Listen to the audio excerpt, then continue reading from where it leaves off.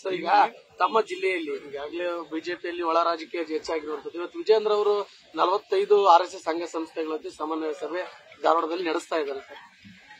ಮಾಡಬಹುದ್ರಿ. ಈಗ ಅವ್ರು ಏನ್ ಮಾಡ್ತಾರೆ, ಅವ್ರು ಏನಾರ ಮಾಡಬಹುದು, ಅದಕ್ಕೆ ನಾನು ಹೆಂಗ್ ಉತ್ತರ ಕೊಡಿ? Let him do it.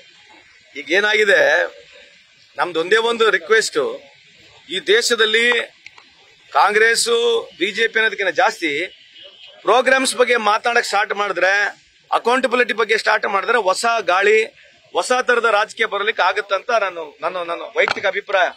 ಮೊನ್ನೆ ತಾನೇ 76ನೇ ವರ್ಷದ ಗಣರಾಜ್ಯೋತ್ಸವವನ್ನು ಆಚರಣೆ ಮಾಡಿದೀವಿ.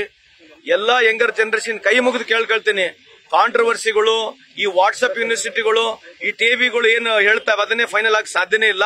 ನೀವು ಓದ್ಕೋಬೇಕು, ಅರ್ಥ ಮಾಡ್ಕೋಬೇಕು. ಯಾವುದೇ ರಾಜಕೀಯ ಪಕ್ಷಗಳು ಏನ್ ಮಾಡಿದಾವೆ ಪ್ರೋಗ್ರಾಮ್ಸ್ ಬೇಸ್ಡ್ ಮೇಲೆ ನೀವು ಮಾತನಾಡಿದ್ರೆ, ಪ್ರೋಗ್ರಾಮ್ಸ್ ವಿಚಾರಗಳನ್ನ ನೋಡಿದ್ರೆ ದೇಶಕ್ಕೆ ಅನುಕೂಲ ಆಗ್ತದೆ. ಯಾಕಂದ್ರೆ ಇದೇನು ಬಿಜೆಪಿಯವ್ರ ಸ್ವತ್ತಲ್ಲ, ಕಾಂಗ್ರೆಸ್ನವ್ರದ್ದು ಸ್ವತ್ತಲ್ಲ. ಇದು ಈ ದೇಶ, ಇದು ಪ್ರತಿಯೊಬ್ಬರದಿದೆ. 140 ಕೋಟಿ ಜನರ ಜವಾಬ್ದಾರಿ ಇರತಕ್ಕಂಥ ಈ ದೇಶ ಇದೆ. ಅವರಿಗೆ ನಾವು ಮನವರಿಕೆ ಮಾಡಬೇಕು. ಮುಂದಿನ ಭವಿಷ್ಯಕ್ಕೆ ಯಾವ ರೀತಿ ಇದೆ ಅಂತ ವಿಚಾರಗಳು ಬರ್ಬೇಕನ್ನೋದು ನಿಮ್ಮ ಮುಖಾಂತರ ಆಗಲಿ ಅಂತ ನಿಮ್ಮ ಮುಖಾಂತರ ಕಳಕಳಿ ಮನವಿಯನ್ನು ಮಾಡ್ಕೊಳ್ತೇನೆ. ಇರ್ಲಿ, ಬರುತ್ತೆ, ಅದೇ ಲೇಟ್ ಇದೆ, ಇನ್ನೊಂದು ತಿಂಗಳಾಗತ್ತೆ ಬಜೆಟ್ ನಲ್ಲಿ. ನೋಡೋಣ ಏನಿದೆ, ನೋಡೋಣ, ವೇಟ್ ಮಾಡಿ ನೋಡೋಣ. ನಿರೀಕ್ಷೆ ಏನಿದೆ? ಅದೇ ಡಬ್ಬಾ ಗುಲ್ಲೆ, ಸ್ಮಾಲ್ ಸ್ಕೇಲ್ ಇಂಡಸ್ಟ್ರಿ ಸಾಯ್ತಾ ಇದಾವೆ.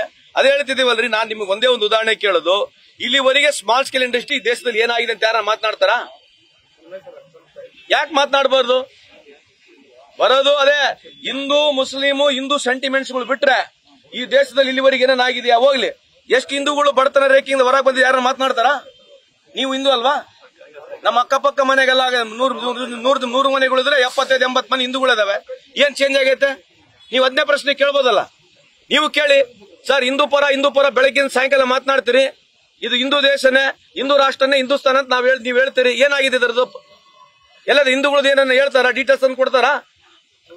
ಇವತ್ತು ಪಾರ್ಲಿಮೆಂಟ್ ನಲ್ಲಿ ಒಂದು ಟೋಟಲ್ ಡೀಟೇಲ್ ಇದೆ, GDP ಡೀಟೇಲ್ ಇದೆ.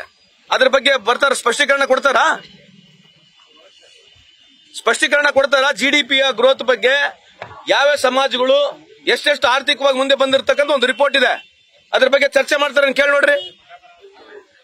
ನೀವು ನೋಡ್ರಿ, ಇದು ಏನೋ ಅವ್ರ ಪಿಕ್ಚರ್ ಹೊಂಟತೆ ಓಡ್ಲಿ ಅಷ್ಟೇ. ಯಾರಪ್ಪ ಅಂದೇನೋ ಎಲ್ಲಮ್ಮನ ಜಾತ್ರೆ ಅಂತ ನನ್ನ ಪಿಕ್ಚರ್ ಹೊಂಟತ್ ಬಿಜೆಪಿ ಅವ್ರದ್ದು. ದೇಶದ ಆರ್ಥಿಕ ಪರಿಸ್ಥಿತಿ ಇವತ್ತು ಅದು ಗಗನಕ್ಕೆ ಹೋಗಿದೆ, ಗಗನಕ್ಕೆ. ಇಲ್ಲಿ ಕಾಮನ್ ಮ್ಯಾನಿಗೆ ಬದುಕತಕ್ಕಂಥ ಸಾಧ್ಯತೆನೇ ಇಲ್ಲ. ಮಿಡಲ್ ಕ್ಲಾಸ್ ಫ್ಯಾಮಿಲಿ ಅಂತೂ ಹೇಳಂಗಿಲ್ಲ. ಎಲ್ಲರಿಗಿಂತ ಜಾಸ್ತಿ ಸಣ್ಣ ಕೈಗಾರಿಕೆ ಕಳೆದ 11 ವರ್ಷದಿಂದ 1 ರೂಪಾಯಿನೂ ಸಾಲ ಮನ್ನಾ ಆಗಿಲ್ಲ. 1 ರೂಪಾಯಿ ಯಾವ್ದನ್ನ ಸಣ್ಣ ಕೈಗಾರಿಕೆಗೆ ಸಾಲ ಮನ್ನಾ ಆಗಿದೆಯಾ? ಸಣ್ಣ ಕೈಗಾರಿಕೆ ಬಗ್ಗೆ ಎಲ್ಲ ಪಾಲಿಸಿ ಮೇಕಿಂಗ್ ಅಲ್ಲಿ ಇದೆಯಾ? ಯಾವ್ದನ್ನ ಪಾಲಿಸಿ ಬಗ್ಗೆ ಮಾತನಾಡ್ತಾರ? ಮೇಕ್ ಇನ್ ಇಂಡಿಯಾ ಅಂತ ಹೇಳ್ತಾರೆ. ಮೇಕ್ ಇನ್ ಇಂಡಿಯಾದಲ್ಲಿ ಏನಾಗಿದೆ ಇವತ್ತು? ಚೈನಾ ಒಂದು ಟಿಕ್ಟಾಕ್ ಆಪ್ ನೀವು ಸ್ಟಾಪ್ ಮಾಡಿದ್ರಿ. ಇವತ್ತು $50 ಬಿಲಿಯನ್ ಇರ್ತಕ್ಕಂಥ ಇಂಪೋರ್ಟ್ $120 ಬಿಲಿಯನ್ ಹೋಗಿದೆ. ಇದ್ರ ಬಗ್ಗೆ ಚರ್ಚೆ ಮಾಡ್ತಾರಾ? ಸುಮ್ಮನೆ ಏನೋ ಒಂದು ಹೇಳೋದು ಹೋಗ್ಬಿಡೋದು, ಏನೋ ಒಂದು ಹೇಳೋದು ಹೋಗೋದು. ಇಂಥ ಮೂಲಭೂತ ಪ್ರಶ್ನೆಗಳಿಗೆ ಅವ್ರು ಉತ್ತರ ಕೊಟ್ರೆ ನಾವು ಮಾತಾಡಬೇಕು. ಚರ್ಚೆ ಬರೋದು ಸುಮ್ಮನೆ ಕಾಂಗ್ರೆಸ್ ಬಗ್ಗೆ ಮಾತನಾಡೋದು, ಬೈಯೋದು ಮಾಡೋದು ಹೋದ್ರೆ ಇದಕ್ಕೆ ನಿಮ್ಗೇನು ಜಾಸ್ತಿ ನಾವು ಮಾತಾಡಬಹುದು. ನೀವು ಕೇಳಿರ್ತಕ್ಕಂಥ ಪ್ರಶ್ನೆ ಬಂದ್ರೆ ನಾನು ನನ್ನ ವೈಯಕ್ತಿಕವಾಗಿ ಸ್ವಾಗತ ಮಾಡ್ತೀನಿ. Is one of the most humble human being, there is no doubt about it. ನಾನು ಸರ್ಟಿಫಿಕೇಶನ್ ಕೊಡಕ್ಕೆ ಯಾರಲ್ಲ, ನನ್ನ ವೈಯಕ್ತಿಕ ಅಭಿಪ್ರಾಯದಲ್ಲಿ is one of the most humble human being, is a good human soul, is a wonderful friend of mine. ಎಲ್ಲರೂ ನನಗೆ BJP ಎಲ್ಲರೂ ಸ್ನೇಹಿತರಿದ್ದಾರೆ. Is also one among very good friend of mine. ಅವ್ರು ನಮ್ಮ ಪಾರ್ಟಿಗೆ ಬಂದ್ರೆ ನಾನು ವೈಯಕ್ತಿಕವಾಗಿ ಸ್ವಾಗತ ಮಾಡ್ತೇನೆ. ಸ್ವಾಗತ ಮಾಡ್ತೇನ್ರಿ. ಅದೇನ್ ರಕ್ತ ಕಂಬಳಿ ಅವೆಲ್ಲ ಏನ್ರಿ, ಸ್ವಾಗತ ಮಾಡ್ತೀವಿ ಅಷ್ಟೇ. ನಮ್ಗೆ ಯಾವ್ದು ಟಾಸ್ಕ್ ಇಲ್ಲ. ನಮ್ ಪಾರ್ಟಿ ಏನಂತಂದ್ರೆ 1, 2, 3 ಆಲ್ ಇಂಡಿಯಾ ಫ್ರೀ ಇದ್ದಂಗೆ.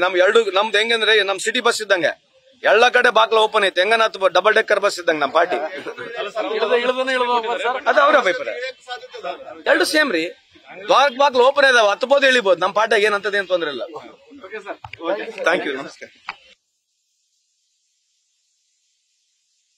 ಡಿಸೇಬಲ್ ಇದ್ದು ಜನಕ್ಕೆ ಯಾರಿಗೆ ಅನಾನುಕೂಲ ಆಗುತ್ತೆ ಫಸ್ಟ್ ಇಂಪಾರ್ಟೆಂಟ್ ಯಾರಿಗೆ ಯಾರು ಕಷ್ಟ ಅಂತವ್ರಿಗೆ ಕೊಡ್ಬೇಕು.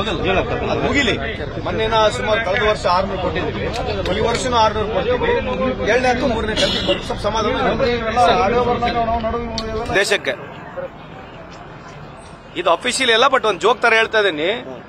ಜಪಾನ್ ಪ್ರೈಮ್ ಮಿನಿಸ್ಟರ್ ಬಂದಾಗ ಮೋದಿ ಅವರು ನಮಗೆ ಬುಲೆಟ್ ಟ್ರೈನ್ ಬೇಕಂತ ಬಹಳ ಒತ್ತಡವನ್ನು ತರ್ತಾ ಇದ್ರು.